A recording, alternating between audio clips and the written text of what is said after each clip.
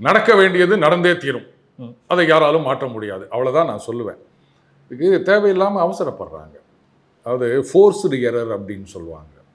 அந்த மாதிரி அது இன்எக்ஸ்பீரியன்ஸா இல்லை என்னப்பா நம்மளை தவிர வேறு யார் அப்படின்ற நினப்பா எதுன்னு எனக்கு தெரியல. தப்பு மேலே தப்பாக பண்ணிட்டு இருக்காங்க. இப்போ என்ன சொல்கிறது, கிட்டத்தட்ட ஒரு ஸ்டேல்மேட் நிலைமைக்கு வந்துட்டாங்க. அது செக்மேட்டாக ஆகக்கூட வாய்ப்பு இருக்கின்றது.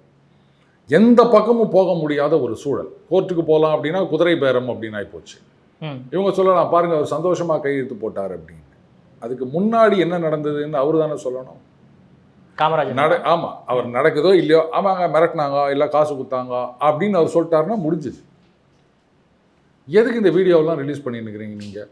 அடுத்தது ஆதரவு கடிதம் அப்படின்றது வாட்ஸ்அப்பில் வரக்கூடாது, பேப்பரில் இருக்கணும்.